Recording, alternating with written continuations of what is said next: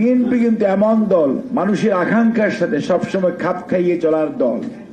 Ziaur Rahman sir যেমন অর্থনীতি, প্রশাসন, বিচার ব্যবস্থার আমূল সংস্করণ করেছেন, বহুদলীয় গণতন্ত্রে আবার ফেরত দিয়েছেন, একইভাবে বেগম খালেদা জিয়া উনি রাষ্ট্রপতি শাসিত সরকার থেকে পার্লামেন্টারি ডেমোক্রেসি অর্থাৎ সংসদীয় গণতন্ত্র পুনঃপ্রবর্তন, ভোটাধিকার সুরক্ষার জন্য অন্তর্বর্তীকালীন সরকারের ব্যবস্থা, নারী শিক্ষা, শিশু শিক্ষা এবং মুক্তিযুদ্ধ নিয়ে গর্ব করার জন্য, মুক্তিযুদ্ধের বিষয়গুলো তুলে ধরার জন্য এ সকল মন্ত্রণালয় অর্থাৎ এই দেশে মানুষের আকাঙ্ক্ষার সাথে তাল মিলিয়ে যত পরিবর্তন আনা দরকার প্রত্যেকটি কিন্তু দেশনেত্রী বেগম খালেদা জিয়া এনেছে। পরবর্তীতে আমাদের নেতা বর্তমানে ভারপ্রাপ্ত চেয়ারম্যান জনাব তারেক রহমান, উনি কিন্তু দেখেন ভিশন 2030 স্যার সহ ম্যাডাম সহ 2017 সনে হোটেল ওয়েস্টিনে দেওয়া হয়েছিল এবং সেটি ডিসেম্বর 22-এ 27 দফা রাষ্ট্র মেরামতের কর্মসূচি ছিল, সেখানেও স্যার ছিলেন, আপনারা অনেকেই ছিলেন। এবং 2023-এর জুলাই মাসে সকল গণতন্ত্রকামী রাজনৈতিক দলদেরকে নিয়েই আগামীর বাংলাদেশ গড়ার জন্য 31 দফা রাষ্ট্র মেরামত রাষ্ট্রীয় সংস্কারের কর্মসূচি, যেটি আর বিএনপির কর্মসূচি নয়, গণতন্ত্রকামী মানুষের কর্মসূচি হিসাবে পরিগণিত হয়েছে, যেটি আগামীর বাংলাদেশ পুনর্গঠনের জন্য অত্যন্ত জরুরি। কাজে এই অবস্থায় বিএনপি সবসময় মানুষের আকাঙ্ক্ষাকে ধারণ করেছে। আগামী দিনের বাংলাদেশ কিভাবে হবে অর্থাৎ আগামী প্রজন্ম বাংলাদেশকে কিভাবে দেখতে চায় সেটি ধারণ করার আধুনিক দলের নাম বাংলাদেশ জাতীয়তাবাদী দল। কাজেই বাংলাদেশ জাতীয়তাবাদী দল সংস্কারের ভিতর দিয়ে যে দলের যাত্রা শুরু, সংস্কারের সব সময় পরিবর্তন এবং সংযোজন বিয়োজনের মাধ্যমে সংবিধানকে কিভাবে আধুনিক করা যায়, আগামী প্রজন্ম বর্তমান প্রজন্মকে চাওয়াকে ধারণ করা যায় এবং একটি স্বাবলম্বী বাংলাদেশ হিসেবে বাংলাদেশকে পৃথিবীর মানচিত্রে তার স্বমহিমায় উদ্ভাসিত করা যায়, সেই লক্ষ্যেই কিন্তু বিএনপি সবসময় কাজ করছে। কাজেই আজকে যারা কথা বলছেন তাদেরকে সুনির্বন্ধ অনুরোধ করব, আপনারা ইতিহাস পড়ুন, ইতিহাস থেকে শিখুন এবং বিএনপির সাথে প্রতিযোগিতা থাকা ভালো, প্রতিহিংসা করবেন না। বিএনপিকে ধ্বংস করার জন্য অনেক ষড়যন্ত্র হয়েছে, অনেক ষড়যন্ত্র চলছে, কিন্তু বিএনপি তো জনগণের দল। এই দলের নেতা পালিয়ে যায় নাই, আত্মসমর্পণ করে নাই, এই দলের নেত্রী আপোষ করে নাই, জনগণের পাশে ছিল এবং এই দলের নেতা 8000 কিলোমিটার দূরে বসেও সারা বাংলাদেশের মানুষকে কিভাবে গণতন্ত্রের জন্য, ভোটাধিকারের জন্য, দেশের মালিকানার জন্য ঐক্যবদ্ধ করা যায় সেটি করে দেখিয়েছেন এবং দেখাচ্ছেন। কাজে বিএনপির কাছ থেকে আপনাদের শেখার আছে।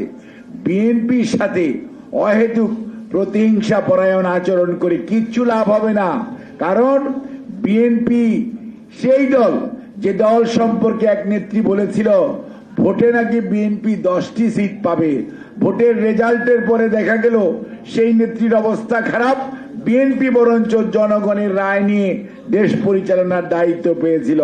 আমি সেইটির কথা মনে থাকার কথা আপনাদের সবার। কাজেই বিএনপি নিয়ে অহেতুক আপনারা যে সমস্ত ষড়যন্ত্র করার চেষ্টা করছেন, দেশি বিদেশি ষড়যন্ত্র হচ্ছে, আমি ডক্টর মোহাম্মদ ইউনূস স্যারকে অত্যন্ত শ্রদ্ধার সঙ্গে স্মরণ করিয়ে দিতে চাই। স্যার, আপনি যখন নোবেল পুরস্কার পেয়েছিলেন, এই বাংলাদেশ জাতীয়তাবাদী দলের মরহুম তৎকালীন আমাদের মেয়র ছিলেন সাদেক হোসেন খোকা, এই সংসদ ভবনের দক্ষিণ প্লাজায় সিভিক রিসেপশন দিয়েছিল বাংলাদেশ জাতীয়তাবাদী দল এবং বিএনপি দল হিসাবে প্রতিনিধি দল পাঠিয়ে ওয়েলকাম জানিয়েছিল। আর অন্য দল কি আচরণ করেছিল আপনার মনে থাকার কথা। কাজেই স্যার, সব সময় বিএনপি ভালো কিছুর পাশে থাকে, বিএনপি যারা ভালো মানুষ তাদেরকে উৎসাহিত করে। আপনি যখন দায়িত্ব নেওয়ার প্রশ্ন এসছে, বিএনপি নেত্রী দেশনেত্রী বেগম খালেদা জিয়া, ভারপ্রাপ্ত চেয়ারম্যান জনাব তারেক রহমান, দল হিসাবে বাংলাদেশ জাতীয়তাবাদী দল সব সময় আপনার পাশে দাঁড়িয়েছে এবং সমর্থন অব্যাহত রাখার ঘোষণা দিয়েছে। আজও আপনার প্রতি আমাদের সমর্থন অব্যাহত আছে, কিন্তু আমাদের দাবি হচ্ছে যারা এই গণতন্ত্রের জন্য 17 বছর আন্দোলন করেছে, গণতন্ত্র তো ফেরত দিতে হবে। তো গণতন্ত্রে ফেরত পাওয়ার উপায়টি কি? জনগণকে তার অধিকার প্রয়োগ করার সুযোগ দেওয়া, আর সেটি হচ্ছে নির্বাচনের মাধ্যমে জনগণ তার অধিকার প্রয়োগ করবে। সে কথাটি বিএনপি বারবার স্মরণ করিয়ে দিচ্ছে। আপনি একটা রোড ম্যাপ ঘোষণা করবেন, সেটি করতে কিন্তু আজকে 10 মাস চলে যাচ্ছে, আসছে না রোড ম্যাপ। আমরা বলেছি 17টি বছর যে অন্যায় অত্যাচার নির্যাতন বিশেষ করে জুলাই আগস্টে হয়েছে, সেইটির বিচারের কথা আমরা বলেছি। আমরা বলেছি বিচার ব্যবস্থার সংস্কার, আমরা বলেছি নির্বাচন কমিশনের সংস্কার, আমরা বলেছি প্রশাসনের সংস্কার। আপনারা সেগুলো কমপ্লিট করেন।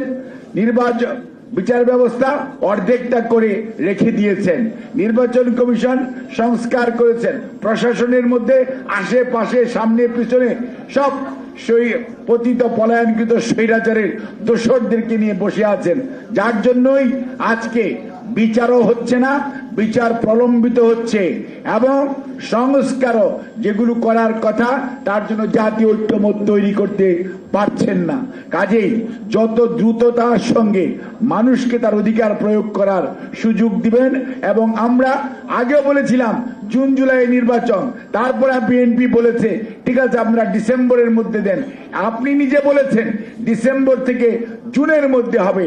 এখন যদি আবার আমরা এটি ব্যত্যয় দেখতে পাই তাহলে জাতি আশাহত হবে, আর জাতি যদি আশাহত হয় তাহলে পরবর্তী পরিস্থিতির দায় আপনারা যারা আজকে চেয়ারে বসে আছেন তাদেরকেই নিতে হবে। কাজে সেই পরিস্থিতির যাতে উদ্রেক না হয়, সৃষ্টি না হয়, সেজন্য জাতি যেমন অনেক আশা করে আপনাকে দায়িত্ব দিয়েছে, আপনি নিশ্চয়ই সেই দায়িত্বশীল আচরণ করবেন। জাতি বুক ভরা আশা নিয়ে চেয়ে আছে আপনার দিকে, কিন্তু মনে রাখতে হবে এই আশাবাদী জাতিকে আপনি নিরাশ করলে এই জাতি, এই মানুষ যত সম্মান দিতে জানে, এই মানুষ তার অধিকার আদায়ের জন্য উচ্চকিত হয়ে রাজপথে নামতেও জানে।